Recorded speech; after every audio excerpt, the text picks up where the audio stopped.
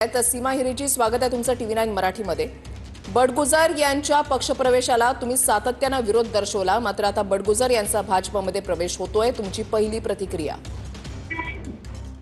प्रतिक्रिया मी मगाही सांगितली की आमचा नेहमीच विरोध राहील, कारण ज्या व्यक्तीने भारतीय जनता पार्टीच्या कार्यालयावर दगडफेक केली, आमच्या महिला आघाडीच्या महिला आयोगाच्या अध्यक्षा विजयाताई रहाटकर यांच्या सभेमध्ये महिलांवर खुर्च्या फेक केली, त्याचबरोबर ज्यांनी विरोध केला म्हणून त्यांच्यावर गोळीबार केला, त्याचबरोबर दाऊद गँग म्हणजे देशद्रोही लोकांबरोबर जे पार्टी करतायत, नाचतायत, अशा लोकांबरोबर काम करणं पुढच्या काळात पक्षामध्ये अवघड आहे आणि त्यामुळे आम्ही विरोध करतोय। सीमा हिरेजी, तुम्ही सुरुवातीपासूनच तीव्र विरोध दर्शवलेला होता। तुम्ही तुमची नाराजी, तुम्ही तुमचं म्हणणं पक्षश्रेष्ठींना सांगितलं होतं का?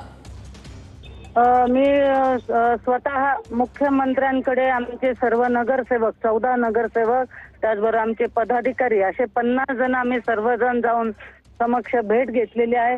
रवींद्रजी चव्हाण, चंद्रशेखरजी बावनकुळे आणि देवेंद्रजी फडणवीस या सर्वांच्या कानावर घातलेलं आहे। गिरीशभाऊ महाजन या सगळ्यांशी बोलणं झालं आणि माझं जे काय विरोधातलं होतं ते पूर्ण पत्र मी तयार करून त्यांच्यावर जेवढे गुन्हे असतील किंवा त्यांनी आतापर्यंत केलेले काय काम असेल ते सगळं मी लेखी स्वरूपात त्यांच्यापर्यंत पोहोचवलेलं।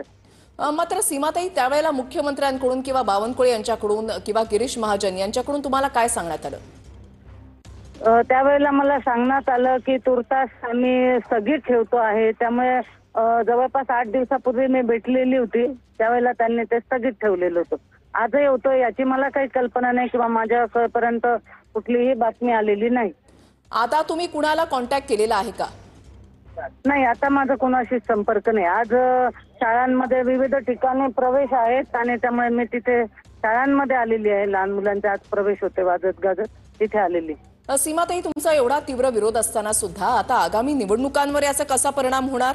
कारण याची सुद्धा आता चर्चा सुरू झालेली आहे, कारण तुम्ही सातत्याने तीव्र विरोध केलेला होता।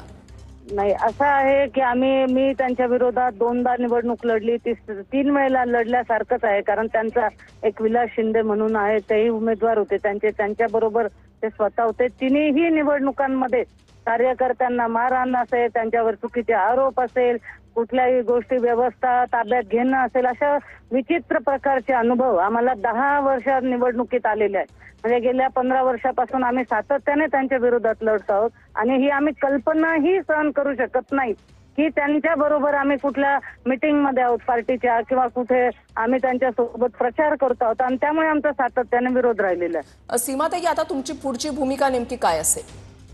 भूमिका तर आम्ही वर्षानुवर्ष म्हणजे आमच्या घरातली ही 3री पिढी भारतीय जनता पार्टीमध्ये काम करते आहे। माझे सासरे पोपटराव हिरे यांनी स्थापनेपासून ते प्रदेश चिटणीस होते, त्यांनी विविध पद त्यांनी तिथे भूषवलेले आहेत। मोठं काम पक्षाचं त्यांनी त्याही वेळेला केलेलं आहे। मी स्वतः आता इथे करते, आमचे मुलं सुद्धा आता या पक्षाचंच काम करतात, म्हणजे माझ्या घरातली ही 3री पिढी काम करते, त्यामुळे आम्ही कुठे जाणं आणि दुसरा काही विचार येणं शक्यच नाहीये। आम्ही पक्षाचं काम आमच्या परीने जेवढं होतंय ते आम्ही सुरू ठेवणार। स्थानिक पदाधिकारी, तुमच्यासारखे स्थानिक नेते एवढा तीव्र विरोध दर्शवत असताना सुद्धा बडगुजर यांचा पक्षप्रवेश होतोय, याच्या मागे कुणी जास्त जोर लावलाय असं तुम्हाला वाटतंय? याची मला कल्पना नाही, कारण ते काही गोष्ट आमच्या विचाराने किंवा आम्हाला काही माहिती नसल्यामुळे मी काही कोणाचं नाव हे सांगू शकत नाही ते तुम्हाला। मला त्या गोष्टीची कुठलीही कल्पना नाही। धन्यवाद, थँक्यू।